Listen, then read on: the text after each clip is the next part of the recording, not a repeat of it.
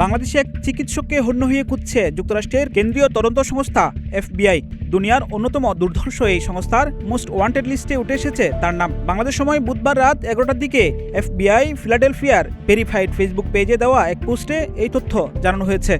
বাংলাদেশি ওই চিকিৎসকের নাম জাহিদুল ইসলাম। তার বিরুদ্ধে অভিযোগ যৌন উত্তেজক ওষুধ দিয়ে ধর্ষণ করেছিলেন হাসপাতালে চিকিৎসাধীন এক নারীকে। FBI এর তথ্য অনুযায়ী জাহিদুল ইসলামের জন্ম 1955 সালের 1 অক্টোবর। জন্মস্থান বাংলাদেশ এবং জাতীয়তা বাংলাদেশি। পেশায় তিনি একজন চিকিৎসক। তার উচ্চতা 5 ফুট 5 ইঞ্চি এবং ওজন প্রায় 160 পাউন্ড। চুল কালো রঙের এবং চোখ বাদামি। FBI এর ওয়েবসাইটে প্রকাশ করা একটি পোস্টার পর্যালোচনা করে জানা যায় ঘটনাটি প্রায় 3 দশক আগের। 1996 সালের 3 অক্টোবর যুক্তরাষ্ট্রের পেনসিলভেনিয়ার ফিলাডেলফিয়ার একটি বড় হাসপাতালে এক নারী রোগীকে ধর্ষণ করেন ডাক্তার জাহিদুল।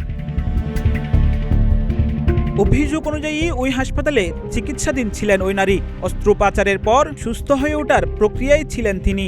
এ সময় জাহিদুল ইসলাম তাকে যৌন উত্তেজক ওষুধ দিয়ে ধর্ষণ করেন। ঘটনার পর স্থানীয় আদালতে দায়ের করা একটি মামলায় 1997 সালে তার বিরুদ্ধে গ্রেপ্তারি পরোয়ানা জারি করা হয়। এরপর থেকে পলাতক তিনি।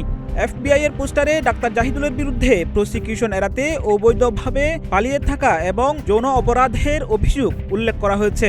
এখন পর্যন্ত তার অবস্থান শনাক্ত করতে পারেনি সংস্থাটি। তবে FBI এর ধারণা নিউ ইয়র্ক এবং কানাডার মন্ট্রিয়েলের সঙ্গে তার যোগাযোগ রয়েছে। চিকিৎসক স্ত্রীকে সঙ্গে নিয়ে তিনি ভ্রমণ করে থাকতে পারেন বলেও উল্লেখ করা হয়েছে পোস্টারে। ডাক্তার জাহিদুল ইসলামের খোঁজ পেলে স্থানীয় FBI কার্যালয় বা নিকটস্থ মার্কিন দূতাবাস বা কনসুলেটে যোগাযোগ করার অনুরোধ জানিয়েছে সংস্থাটি। আরাফাত বিন হাসান, প্রতিদিনের বাংলাদেশ।